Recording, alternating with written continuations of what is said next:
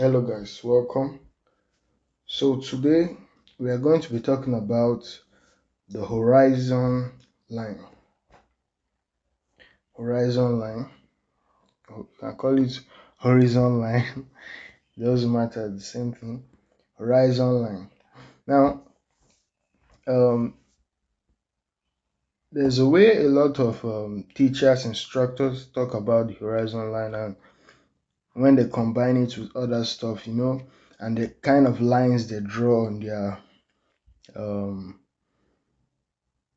pages or canvas, and it sounds like it's something difficult, but it's not that difficult. It's actually very easy and simple.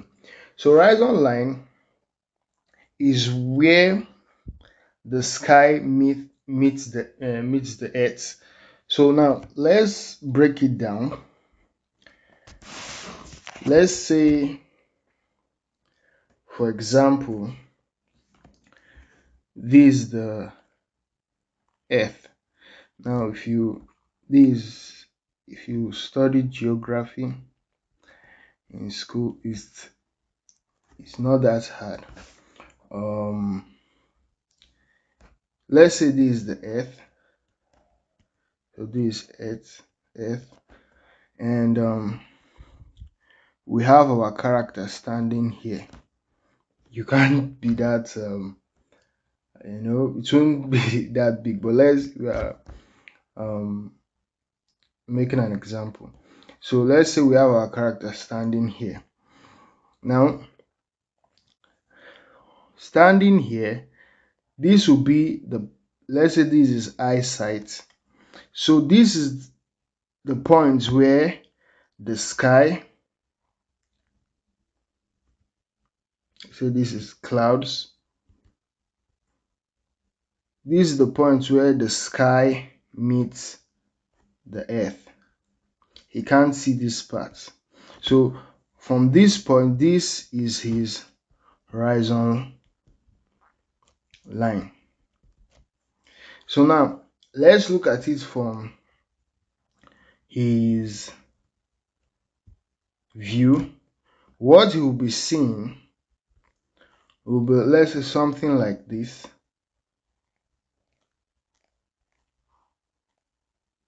So this is exactly what he will be seeing. That is his horizon line. So take note of that. Vanishing point, you get our vanishing point also from here. The middle point, the points where we can't see anything further anymore.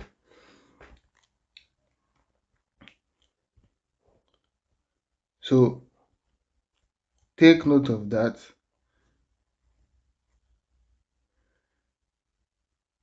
Very, very important. We have earth. So this is the earth we're talking about here. Sky,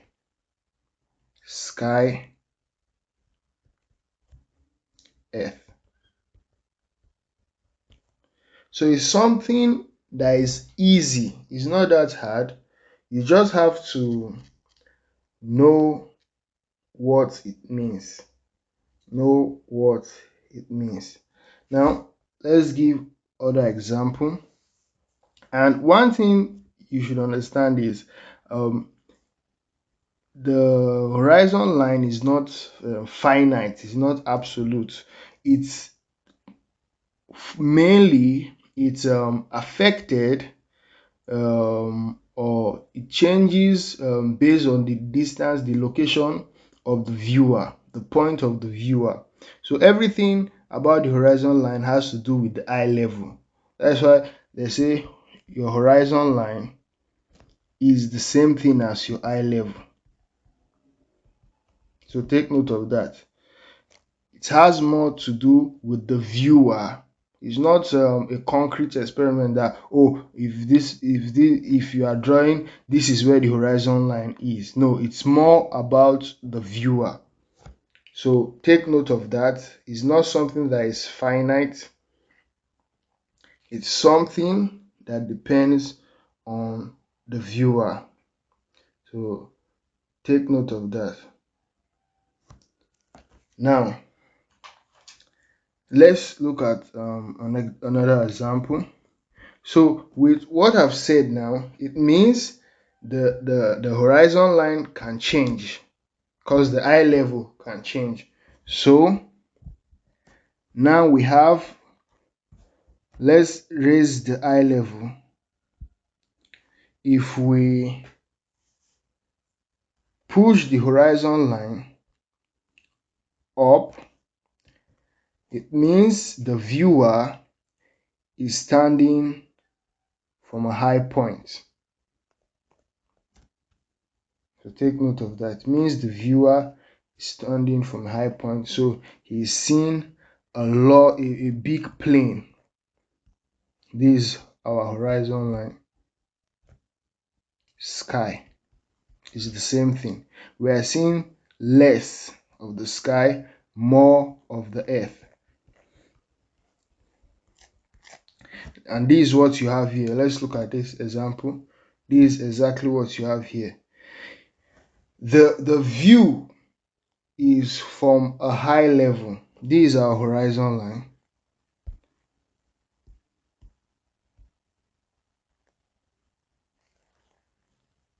That point. The view, so this is what you are seeing. You can see this is exactly what I was doing on the canvas. So that's why we can see this field. And that is the main reason you can easily see this character. You can easily see this character. And it's as if this character is standing close to us. Because yes, we are on a high level, just like the character. That's why he's focused on the character and he's really clear with us. We are on a high level like character. If it was something on a lower level, okay, let's hold up a bit. Hold off a bit. So this is now from a high level looking down by moving the horizon line. This is what they call the bird eye view. Bird eye view. So take note of that. It's like if you are flying on the sky, this is the amount of details. It can go really extreme. This is not that extreme. This image is not that extreme, but you can go really extreme where you are seeing just fields and things are small, tiny, but the horizon line is up. So take note of that. So this is bird eye view. Now we can also take the horizon line down. Let's push it. No, let's leave it there. We can take it down. Now we have more sky, less earth. And this is what they call the warm eye view. Warm on the floor, the slide, slip, and then this is from their point of view. So if there's a ball on the floor, you can see the size is closer to us, but now you see warm eye view. You can even put a worm down here, but our view is down, so we are close. It's like a cameraman sets his camera down and is viewing the object. When we're talking about the bird eye view, if you put a ball down, you see how small it looks. We are looking at it from afar. So take note of that. Warm view or warm eye view. So take note of that. These are important things to consider. You can see it's not that difficult. It's very, very, very easy. So horizon line, vanishing point where it recedes, and sky. So take note of that. It's very important you understand these things. Moving the horizon line up or down changes the viewer's implied height. Understand? Remember what we talked about? All these things are illusion. We are trying to create an illusion, and we learn how to create these illusions by studying reality. So take note of that. So then, one of the importance of the horizon line is it helps us to determine the point and the turning points and the perspective of objects in our painting, in our canvas. So for example, we know that this cube is up, this is down, horizon line. So this is up, this is down. So this is how you see things. So take note of that. This is what I was saying when I say moving the horizon line changes viewers' implied height. You saw what we talked about: bird eye view, warm view, but it also helps us in position. So this is I wanted us to look at the horizon line and understand. You look at this image now. If you look at this image, you will notice you can't say, oh, this is the horizon line.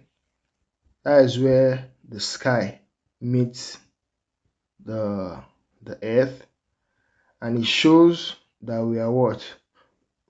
We are on top. That is why we can see a good amount of the floor. But now understand, where is the height, the eye level? The eye level looking down is here. This is where our horizon line exists. But is that the focus of the image? No. This is the focus of the image here. This character. So, but why is he able to stand well like this? Is because he's on top of this pavement. So take note of that. So this is one reason why I was saying don't get complicated, don't let it confuse you. Eye level where sky meets earth, that is where they meet. That is why we can see that much. You could have seen work if I placed it higher, but reality, with the way this image is set, let me break it down so you understand. With the way this image is set, what you have here, you have our character sitting on a pavement. Then you go down, you have those houses down here, and our camera is here. So now you understand what we are seeing. That is what we are seeing. The camera is not here, it's not down here, it's up there. That's why we can see that the houses and whatnot. But we are more closer, we are our height, we are above, so we can see more of the ground plane. But the change there was the angle of the camera, the angle of our eye view. It wasn't focused on this point like this, no, it was more like this. So the houses we are seeing here are actually even way behind, way behind. So take note of that. understanding the horizon line. I don't want us to go too far. The reason I was breaking only the horizon line, so will not